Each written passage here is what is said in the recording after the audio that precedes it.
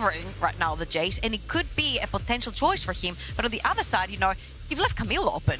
You have left Camille open, but my main concern currently from LDLC is that they're very squishy. And yes, I think locking in that Malphite right there is so pivotal. Top side of the map with the jungler and the top laner as well, obviously from Sinmivac on the Jace, is going to be pure AD base. So as a weak side, you don't really have to worry about a dive coming through on you. You will just be itemizing on that armor. You will be that frontline engaged, as we talked about as well. They're already very squishy. They need the Malphite to go in first, have the Rakan be the follow-up, because if Rakan was the only main of engage, he would just get seized up, blown apart, and all of a sudden LDLC would really struggle to fight. So I think LDLC, they saved their draft a little bit there by coming in with a Malphite pick.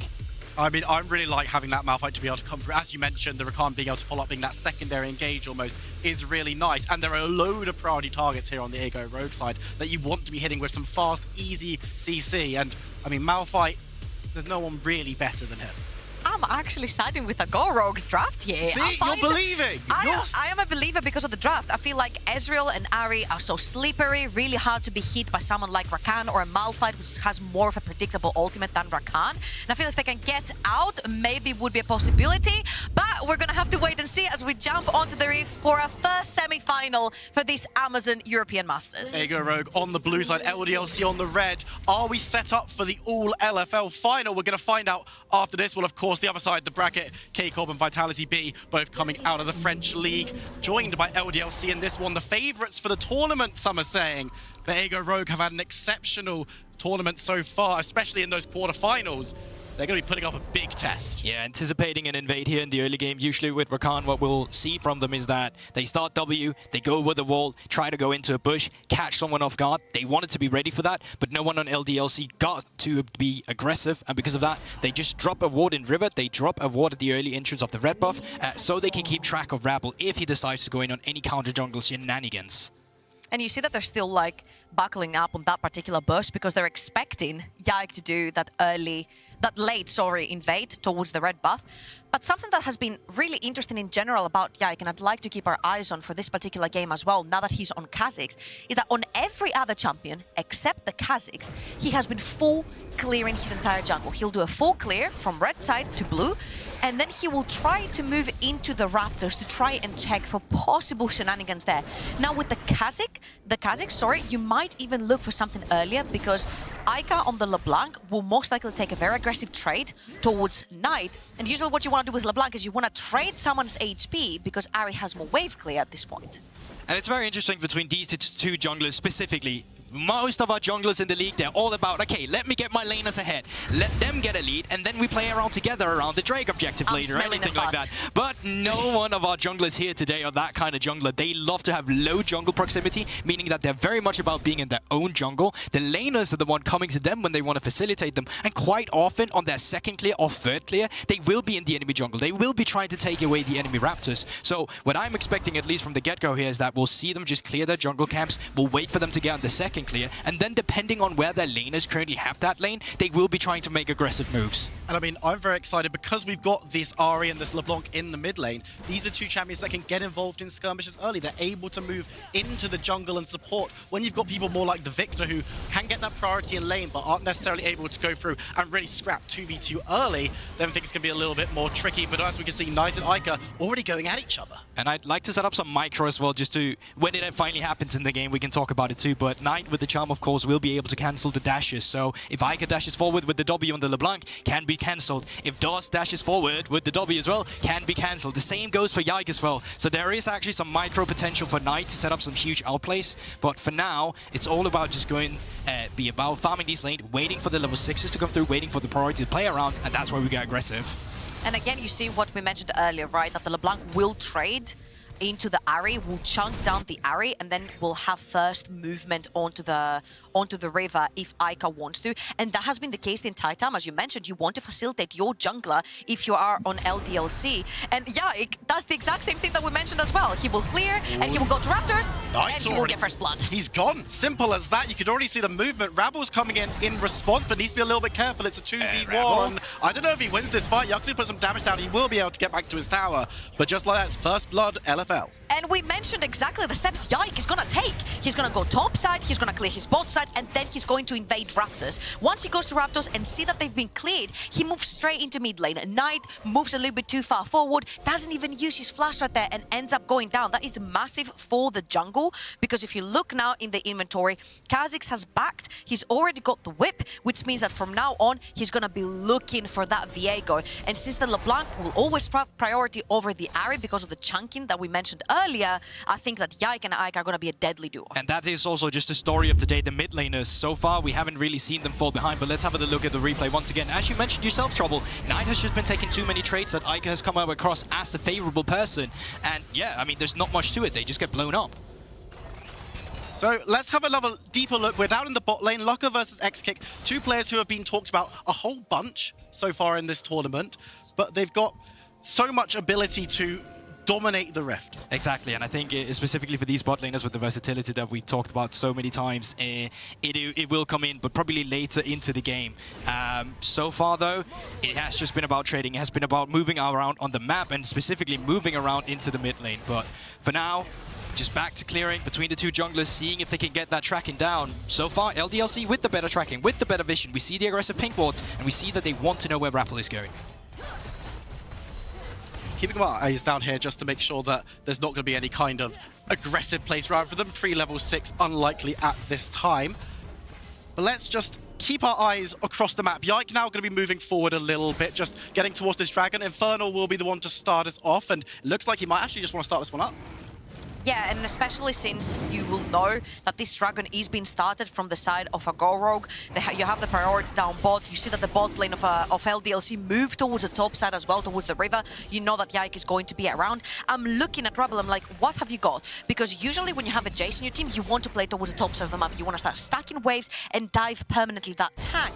But especially because of what Gubok mentioned as well in the draft, it's like this Malphite, all he has to do is just start stacking ammo, potentially get maybe an Anathema's chain later on for the Ahri, and he's set for the entire game. But right now, he doesn't have these defenses, he doesn't have these resources on him, and Simivac has been doing a fantastic job at shoving waves over and over again. But because of that disruption in the mid lane, because Rebel had to waste his time in the mid lane to keep the wave where it is for his mid laner going down, it has sort of disrupted all these wave building that Simivac has been doing in the tops of the map, and we haven't necessarily seen any aggression yet. Yeah, and that's so interesting as well. That's kind of how a Go Rogue has won that game. It has been from their solo laners' prowess. It's been them getting a lead, and the only time we really saw Go Rogue contested in groups, the two losses they were handed, that was when they were playing against Vitality B, who had arguably the better laners, who had the better players, and all of a sudden, with Rabble not having the facilitation by Knight, by Simivac, as he usually would have, they were struggling. This time around again, it was Ike and Yike that struck first. This is a best of 5, of course, but this will be the story of today's series.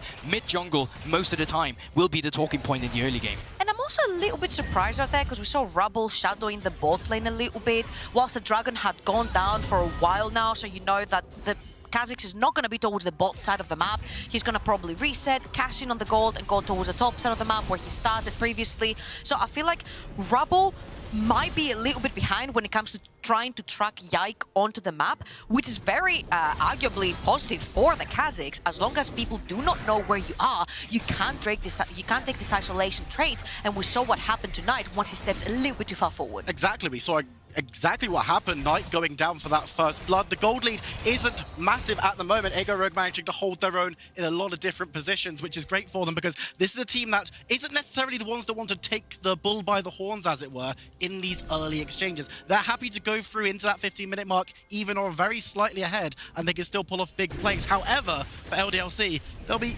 reasonably happy with what's going on as Riptail started up. It's such an interesting dynamic when you mention that as well, because before a Go Rogue came into European Masters, they were exactly like LDLC in the early game. They were the one who got ahead. Now, speaking of priority, once again coming in from the bot laners, with Riftail started up, we can see Beans is making his move off. Dust is making his move. They might be a little delayed, but the rest of LDLC, they're ready to contest. And Malphite does have the magic button as well.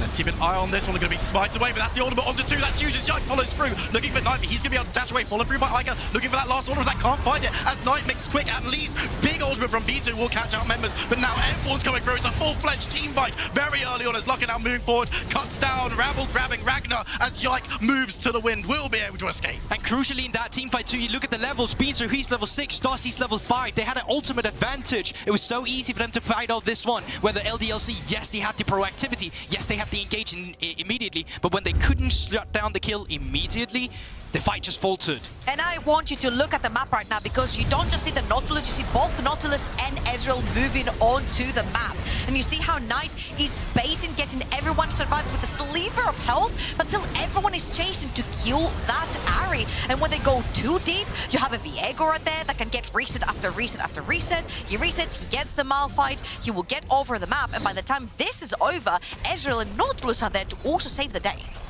And it's massive tunnel vision going towards the Ahri, who's such a slippery champion to grab onto. X-Kick, the only member of both teams not to be involved, grabs a couple of plates. And that has been the case for the entire quarterfinals for LDLC as well, right? Every time there was a play on the map for LDLC, even if they lost that play, Exakik will stay bot of the map. He would take plating after plating after plating. He would become so strong that by the time LDLC chose to take the fight, he would be such a strong AD carry with so many items on him that it wouldn't matter if they lost a couple of fights. If you look at the gold, it's whatever. For LDLC are still ahead. They still have the dragon. Yeah, that's the thing, right? It was a dead objective that never got picked up, so what we only got out of it was the fight, and that fight allowed Rabble to gain a gold advantage against Yike. So between the two junglers, 300 gold lead has gone over to Rabble. It's not going to mean much right now, but when we get into more clears, he start clearing them faster. He'd start being the one with the counter jungler with a level advantage now as well. We might see the tide swing a little bit, but we need to see the link up. We need to see Rabble move around with Beansu. Doss has been very good at link up so far. I want to see it being responded by a Go Rogue. Absolutely, Rakan has been all over the map, maybe hasn't been able to get involved with too many individual kills, but has been being a little bit more proactive than we've seen Beamsu so far in this game. But of course, the Nautilus is going to be very impactful. We saw it already in that last team fight.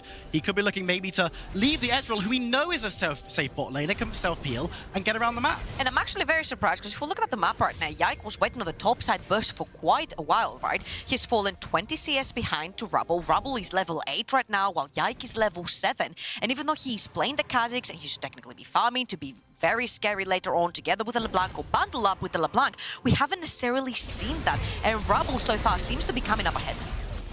And on top side, you can see it. They want to just crash this in. Ragnar, he's already so beefy. He should be able to get out of this with unstoppable force. Oh, I don't know, a lot of damage coming down the ultimate from Viego and catches him on the very edge of the sword. Little bit of a blunder. I don't know if I just missed the ultimate wasn't up there, but for now it at least is. And yeah, you tell me it is. At least two Drakes does go over to LDLC. They get the cross map to come through. Nice pickup from Sinmimak and Rabble, but I can't help but feel like it came to Rapple's own mistake. At this point, I'm gonna play devil's advocate right here and say it's still worth for LDLC. If you look both sides of the map, plus 15 CS for Exakik, they take those. 2 dragons already down the line, they take those. The only problem for them will be when Sinmivak on that Jace start joining these dragon fights, when LDLC is gonna have to be playing through these small choke points. And mind you, this is also a mountain rift that we have right now, so the choke points have gotten even narrower. So once these shock blasts start landing with the Eclipse that he has right now, because he's so far ahead, are gonna hurt a lot. I think, though you mentioned the mountain rifts, Malphite's going to love that if they can get involved. The dominance at the moment has been for LDLC on these dragons. If he can get even beefier, it's going to become so much easier for him to engage into these fights and then not really care about anyone except Knight until, as you mentioned, the Anathema's chains might come through. Oh, it's also just due to the fact that you take a look at the itemization coming through from Knight. Already with the boots, he's gone for Merc Treads instead. Magic Pen is not going to be coming through. When you're playing against a Mountain Drake, that penetration, that goes a long way. And now that you don't have it, you're going to be dealing even less damage. You're the only AP damage dealer as well. So the fact that he's already down 1 kill, or at least 1 death here, and he's falling behind in the laning phase, it's not a good side from a Go Rogue, but there's still the pick potential in him. But I think we just need to set the stake. The longer this game goes, the more Drake's being stacked for LDLC, the more the game goes away from a Go Rogue. Nice ultimate coming on through. Ragnar needs to be a little bit careful on the tower, though. We'll be able to dash away. Doss gets the first kill of the fight. Yike goes down as well, though. LDLC trying to escape, but Rabble looking to try and get the resets. It's a double for the Viego. Looking for more as Knight turns up to the fray. Can they land the charm? Looking towards DOS. Ike is there as well. We'll get a bit of damage down. The charm goes wide, but the damage is still good. DOS goes golden. Might be able to survive a second longer. Beats through there with the ult, but it'll have to be a drive if they want to get a kill. Not enough damage as DOS gets away. And we mentioned one of the win conditions for the side of RGO Rogue is their mid-jungle synergy. Knight following Rabble around. Rabble playing that Viego, taking it away from Yike, which he's so strong on, and getting reset after reset. 4-0 for the Ultra Liga jungler right there. Level 9 to level 8 for him as well. He's already been, so he's always been ahead. He's been ahead of the play. He's cashing in the kills and the CS. And I think it's coming in at a really good time from the Go Rogue as well. If they don't deter this dive, it suddenly LDLC take it over again. They pick up all the kills. I'm gonna make the statement that the game is already running away from them, right? Due to the Drakes we also just mentioned before. But it's so nice to see come out from Rabble and Knight, as you mentioned specifically. They have been a jungle mid-duo since 2019. The experienced viewer will know this as well, but the synergy has always been there for them. Can I also like tip my hat to DOS right there for his amazing footwork at dodging pretty much everything thrown at him. X-Kick once again going to be the beneficiary of plays happening on the other side of the map. That's first tower going down to LDLC. And while we're saying the game might be running away from them a little bit in the top side, they're still able to make things happen. And DOS now being able to just clear out some vision, making sure they stay aggressive on it. We've been talking about these junglers as well. Rabble clearing out his own jungle at the moment, currently 1 level ahead. 4 kills, 20 CS ahead as well. And yeah, it's just looking good for him, honestly. We might have some stats for you as well for Rabble, because he has been the one, there we go, he has been the one that we've been highlighting, and in groups he has been such a pivotal part for our Go Rogue. You mentioned also Gulbuk, how he does like to be in his jungle very early farming, and then he uses that advantage to push further, ahead in gold at 8, ahead in XP at 8. I was talking to just that guy about this one. I was like, listen, I've been watching a lot of Rabble now. Can you give me the statistics of his jungle proximity? And it was like, yeah, it's one of the lowest in the league. He must really hate his laners, is what the stat guy was telling me. And, you know, I don't think it's necessarily that, but Rabble is just very happy to gain his own leads as an individual, not so much playing around the teammates, but having teammates playing around him. Maybe his laners love him. Oh my god, yeah. I mean, hopefully it's not that one-sided, but goes both ways. Unconditional love. I don't believe it. I mean, have managed to pick up themselves the Rift Herald. Second of the game, although the first one wasn't actually picked up. So this is going to be the first time we get to see it on the Rift in this series. Iker and bot side looking towards Knight. A little bit of poke coming down, but Knight able to just walk away. It's Luden's Echo finally built up for Micah. You can see the item advantage. And once again, Knight, he's gone for a defensive route with the Mertreads. So not much to fire back there in the tank. And honestly, I want you guys to look at the map right now, because the entire bot quadrant of Rabble's looking jungle, a little one-sided. It's looking fully lit up in red. You know why? Because in 10 seconds, the third dragon will come up. LDLC have already banked 2. Okay. They want that soul point. But guess what? Sinmivak is there. They spawned their Rift Herald in the middle as well. And they're going to use their very fed Jace to potentially push out LDLC. They're going to try and get this charge coming through, but it looks like members are moving away. Rabble needs to be a little bit careful. That's a lot of damage from Iker. The stun comes through. Binsu is here now. The fight kicks off in earnest as DOS dives away. Will be hit by the knockup from the ultimate from Jace. Sinmivak with the damage on the Ricard. And so much is happening. It looks like Jace is going to be able to get away from the backside as LDLC move forward. Catch the ultimate. Only that's on the Rabble, who's able to move away. And LDLC, they're fishing. They want this fight to continue. Yike jumps forward and gets the kill onto Binsu. Now Rabble needs to be careful. Sinmivak returns to the fray. Ragnar gets away. Burning Globe is still alive as Lucka parting shots. Cue the montage music. Everyone is having individual highlights in this one. Animation cancelling coming through from Sinmivak, as well from Rabble on the Unstoppable Force, and then Ike as well cleaning up. I mean, this fight, so many micro things to identify. In the end, priority is still around the Drake for LDLC. The fact that the 2 main carries, Iker on the LeBlanc and Sinmivak on the Jace, are still alive. It's so pivotal for both. This isn't done yet though. Yike's gonna jump in, get taken down. The dragon is secured. Rabble needs to be careful. Will be jumped on. Ike gets the kill on the other side. Sinmivak is trying to get damage down, but will be caught out as DOS takes them out. It's just like that. LDLC.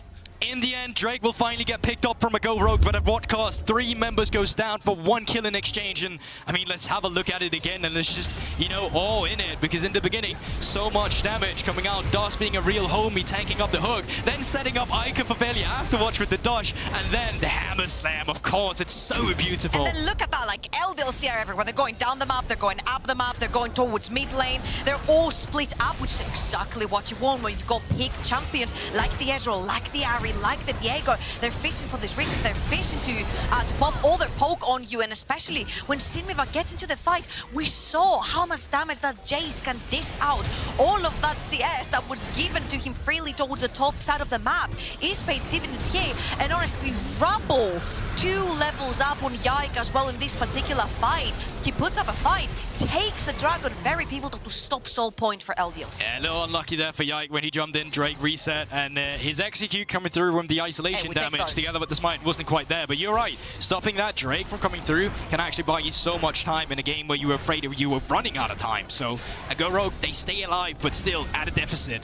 Yike's going fishing. Ica alongside him. They're looking towards Beansu and Rabble, but need to be a little bit careful. There's a lot of CC, and you can see on the top of your screens that Knight is moving down. Ica might actually be the one that's caught out here, diving forward, looking towards the Ari chain will land, but it's going to be Knight able to just sneak away with the ultimate, but that's not evadable now. But that's not available right now, and again, it's Exakick taking down towers. Story of LDLC's life. Rabble will stick around, but again, Exakick takes another tower where LDLC are very busy somewhere else in the map. The fact that Knight doesn't have the ult means he can't go in, and you see that the follow-up is not there. If Knight was there with the ultimate, they could have been able to potentially make a pick onto that Rakan, and this is starting to become a problem, because 2 mid lane towers taken away means a lot of your vision is going to be taken away from you with it. And a Go Rogue are going to have to be very careful face-checking bushes with 2 assassins. But at least they're not just sitting and watching while they're falling behind. They are trying to be proactive on side lanes when they can. Ragnar was grouping around this at the cost of a bot lane turret. It's not going to mean much for a Go Rogue, but it does give them some priority moving into this jungle, stealing away a few camps. Once again, they're not ahead, but they're not trying to just completely roll over and die either, which is a nice side if you're on a Go Rogue, an Ultra League fan as well, with your last seed playing against the LFLs. Well, third seed, first seed coming through. They have loads of them, I mean. They have every single seed that you could possibly want. It doesn't matter what seed it is, it's LFL. It's an LFL team. You know, it's a tournament favourite. We'll just call it that, as they do manage, Ego Rogue, to pick themselves up their own mid tower, so they're opening up the map a little bit as well. Of course, much deeper run in the mid lane coming from LDLC gives them a lot of time, and we've already seen how much control in the jungle they can have when it comes to vision. Yeah, and it just comes down to, of course, the priority and aggression that's already come through from LDLC. But once again, the link up as well. I feel like they have been very good playing around Rabble, but it's Rabble leading the charge and then having his laners come around him. But on LDLC, I think they're way more proactive in terms of being the team that links up, goes together and said, Dust, come around me right now. We're going to get some aggressive vision. We're going to back out. Whereas it's a little more proactive from the side of a Go Rogue. And look at right now. I'm just going to show you the map real quickly. Top lane is being pushed by Ica. Mid lane was pushed by Exakick. Bot lane was pushed by Ragnar. Every single time LDLC get a reset, they'll shove in the waves first, and then they'll move in to get more vision into a Go Rogue's jungle. And this makes it really easy for them to start setting up. Not for potentially even just a fight, but a pickup. You have 2 very potent assassins on your team. You've got the AD assassin in the likes of Kha'Zix, and AP assassin in the likes of the LeBlanc, who is actually level 13. The only one who's matching that is Exakick, who's been solo farming, and Sinmivak on the other side. So if you can manage to use these 2 with all the fog of war you've created for a Go Rogue, it could be a very quick pick. Yeah, but I also think you mentioned it there, Exakick, 250 farm to Locker's 170. Yeah. He's really scary in the Sire now, and his way of displaying the feather damage with long range is going to be very crucial in setting up this vision around the 3rd Drake coming through. Potential 3rd Drake for LDLC, of course 4th of the map. Currently bot lane gaining priority from Ragnar. They're backing off mid lane, but LDLC, they still have leverage on this one. It's not completely forfeited, despite a Go Rogue getting pressure in the mid lane. Exakick going to have his back cancelled by the pressure coming through. 30 seconds, as you mentioned, with the resets. LDLC want to have full pockets when they come in to fight for this dragon. Of course, it would set themselves up for Soul Point again, but Ica on the upside, maybe looking to try and get an assassination, but there are too many members of Rogue. Needs to be forced to back away. I think the most important thing right here for a Go Rogue is to spot where LeBlanc and Malphite are coming from.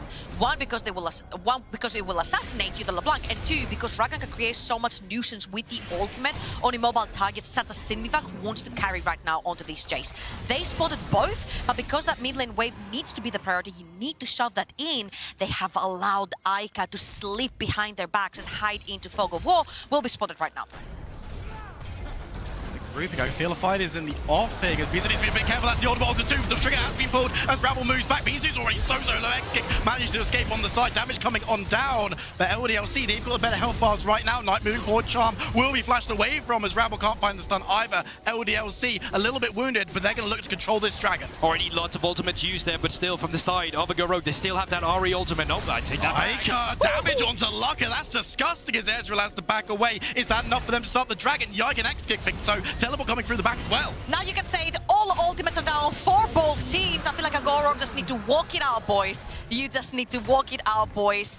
It's fine. It's still the third dragon. You still have soul to fight for. But when this soul comes through, we have seen how LDLC are setting up for these fights. And that was yet another fight that they set up really nicely for. You can see how close it gets. You can see the meticulous team play as well from LDLC. Despite the fights getting messy, they stay composed. They send Ragnar back. They come in with a teleport, and when the advantage is gained, well, they're just able to pick up the objective. And as she said, RGO Rogue, walk it off, back off, try to go some resets, get some jungle camps, get back into it, otherwise in the game. And look at this instantly. Top wave pushing in for LDLC. Mid wave pushed in underneath tower. Bot lane wave was not pushing, but Ica and Ragnar instantly moved towards the bot side of the map to shove that into. They have been fantastic managing every single wave before every objective and after every objective, which gives them so much advantage vision-wise on the map. And when you've got a game which, on the surface, when you just look at gold, is so close still, having this control, having this wave dominance could be crucial. Now when we look at Baron potentially being the next big objective for the next 4 minutes, being able to push. Oh, nice flash from Cindervac. Ica's there as well. There is a 2v1. What can Cindervac do? The answer is not very much as he gets one more hammer blow. Ica gets the kill. Very aggressive in the mid lane. They see if they can come through with a respawn. Knight dashes forward. Chugly dodged away from the X-Kick. Needs to be a little careful as Knight, but running forward, looking towards Yike, but he's going to jump over into the Raptor pit, and everyone leaves. Messy fight, either way, at least from the mid lane point of view, but Cindervac down towards that bot side. He's just overextended. He doesn't have the vision to facilitate a push down there, and he gets punished immediately. Yeah, and it's a little bit questionable, right? Because you would expect a Jace to be on the sideline and shoving it that hard. One, when you have vision, as you mentioned, Gubok. And two, if there is maybe an objective going on the other side of the map and you want to force LDLC to go towards the Jace, use him as bait, and then potentially take the Baron. But none of the two was happening right there, so maybe some sort of miscommunication, Ica? I don't know. He's got himself the passive, of course, but they know exactly which one it is because he's the one that's burning with red buff. Teleport coming on through. They still want to catch on to this little block who's running up a river. Support will be coming on through. The snipe is going to be flashed, and Ica gets away. So flash for a teleport from Cindervac as well. That would actually help LDLC a little bit with opening up the map. Now that they have teleport coming up in just a moment's time as well from Ragnar. So when that third Drake, or fourth Drake rather, finally comes through, they might be able to gain themselves a little more pressure. And as they go rogue, that's not a nice sign. You're already feeling the pressure of LDLC quite a bit. Around Baron now, just getting a little bit more of that vision that we've talked about so much. LDLC try to control things as much as possible. Look how dark it is for RGO Rogue. They're using the Ezreal ult to scout out. Will spot LDLC members moving into that river bush, so are going to be giving a lot of respect. Of course, we've got Ica down the bot side, has teleport.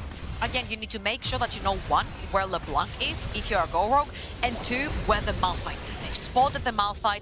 They have seen that Ica is towards the bot side of the map trying to shove in the wave. And as Gubok mentioned previously, Ica does have the teleport up and available. But the problem is, you've got pick champions on the side of Rogue. You need the Ahri to be there to land that champ to potentially make a pick together with the Nautilus. You cannot have Knight on the side lane, which means that Ica gets to shove in for free. Again, you see the level discrepancy between the two. Ica has always been one level up, has 20 CS up as well. Yeah, and it just comes down to the fact that RGO Rogue currently, they cannot play the open map. The TP flank. Okay, here we go. Let's see what you got. What can Ica do? There's so many members of Rogue there looking towards Lucka. He's going to be able to dodge away though. Ica goes gold in the chain, won't land through, but Knight going to look for the charm. A little bit damage on the Ragnar, but it's only a little bit. The Malphite's so tanky at this point. LDLC can't make the catch work. In the end though, Yike still around the vicinity, seeing if he can go in and counter jungle a little bit. Rabble, I think he will be forfeited.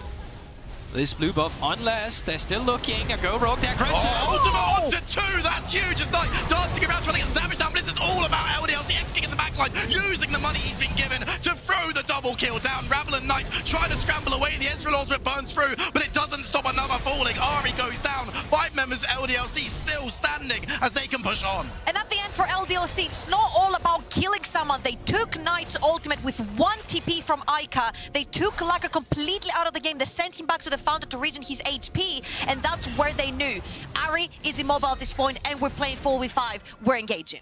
And it also just goes to show, even with Ari being first pick from the side of Knight, taking it away from Ica, Ica very comfortable playing that LeBlanc matchup into it, and he's been doing that nicely ever since the laning phase, went out on the favorable trades. Now, when we have an open map state in this mid to late game, well, he's also the one excelling his pressure. You can't help but feel that at Go Rogue, they're just crumbling to it right now.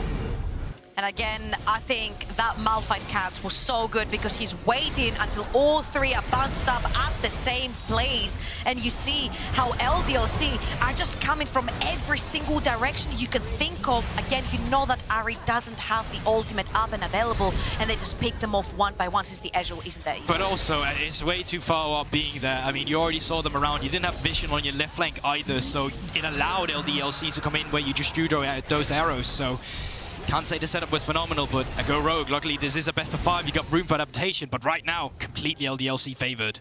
It was really clever here from a Go Rogue to sneak in, steal the dragon instantly away. You guys mentioned how important it would be for the Malphite to have that Mountain Soul on him as well, get so tanky. Vaperon, I think you mentioned that yourself as well. So denying that right now when you fall in behind you, when you're 4,000 gold in deficit, I think is so important. You've just gained yourself another 5 minutes and you're trying to fend off a Baron, right? 4 members on the top side for LDLC, 1 in the mid lane, they're trying to cash in. I was going to say, you're going to get that extra 5 minutes, but what's your base going to look like? We've already seen the dominance of side lanes coming through. Sinovac is trying to gain a little bit of gold on the side and give themselves a bit of territory in the bot side. But look, LDLC are crashing into the base. Chase, you've got to go back. As the ultimate comes on through, Locker is gone. Beanzu needs to be careful, going to be knocked up, gets his ultimate through. As Knight throws down the charm, XQ on the side now, needs to get the damage through. We need to see what the Zaya can provide. Sinovac's going to get a bit of poke down, but it looks like it's just going to be an inhibitor that's going to be destroyed. First inhibitor falls here. Wonder if they can keep going. Ultimate low over on the side of LDLC, but they still have DOS if he wants to engage. Baron, the tower's going to be taken low by these Baron minions. The first one might even fall. It's Rogue. You're only going to be on a timer, people. You need to get moving as Rabble gets taken to half health, rooted up, but will be able to survive. A nice snipe from Sinvac might be enough to dissuade the LDLC, but they've got minions pushing in mid. Again, they're perfect with these minion waves. It doesn't hurt that much. The Ezreal is down, the poke is landing from the Jace, but that's about it. They use their Baron so well, pushing towards the top side. They're like, one of the big targets of ours is not here, because Sinovac is pushing top lane tower, bot lane tower, sorry. And then if we cut Slacker out, and then we take the other poke champion away, we can just shove in the base really quickly. That has been their objective from the start. Take Slacker out of the fight, or kill him off while Sinovac is on the side, and then we can siege. And playing the map now just becomes even more difficult. And Go Rogue, at least they're able to put down that bot side, but since the LDLC, they're playing on 2 lanes, they got the mid lane inhibitor, or they got the top lane inhibitor, got the mid lane turret outside of the inhibitor. Now they can play on 2 lanes again, but this time around they're going to do it on the bot side and the mid lane. And now if Sinovac wants to play on these side lanes, well, he's going to be playing up against super minions on the top side, slowing a Go Rogue down even further, making matters even more difficult for them. And honestly, it's a case of, I'm looking at this Ego Rogue side and thinking, what can you actually do in this situation? You've lost out on pretty much every objective. Yes, you've slowed down that dragon for a couple of minutes, but if LDLC is still in this game, having not taken the Nexus by then, surely that's Soul and surely that's Curtains. I think the problem right here is that Ica has been left to his own devices the entire time. Right now, the Jace cannot side lane. That's a level 16 LeBlanc. Ooh, Ragnar's going to have to go golden, but now Ego Rogue, what are they going to do? They decide to back away. They get a small resource, fine. but that's it. Yeah, not even sure you had to go golden there, but he just does it so they can keep up the tempo. And now, once again, playing 2 lanes. 1 mid lane coming through there. You can see Yike pushing it further down towards the rest of LDLC. They're pushing it. On top side, it's the super minions. They're going to be a defense. Knight moving forward, looking towards Ragnar. Manages to get the charm. If they can take out the Malphite, that could be worthwhile. He's going to flash away. Yikes, of course, up on that top side. LDLC giving some respect still. Going to move away as the minions will crash into the Nexus Tower. It's not completely timed, though. Mid lane waves comes in. Will the pressure be there from LDLC too? Ica moving up. His auto attacks are going to be doing a fair bit amount of damage. Ramble trying to stop it. No one is there to defend. I think our Go Rogue are just looking for a pick right there. But everyone is so slippery, and you saw the Malphite had to ult and flash away. He's back in to attack everything that Rock might have left.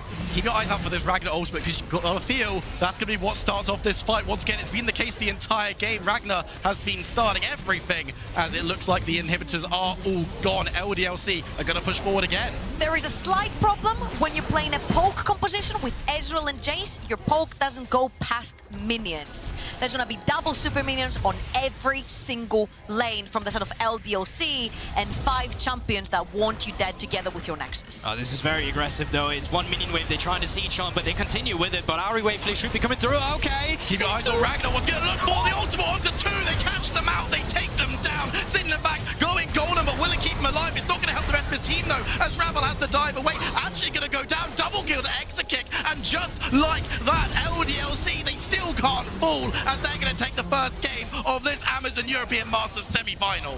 And what is that now? What is that now? 10-0 that this team is in this Amazon European Masters. I'm not going to say that this was a clinic, but damn, if you look at the bot side of the map, 6-0-5, your last exit kick, you'll be like, it was never even close. I mean, you definitely see the differences in some of the laners coming through there. The bot laners we mentioned there who wasn't part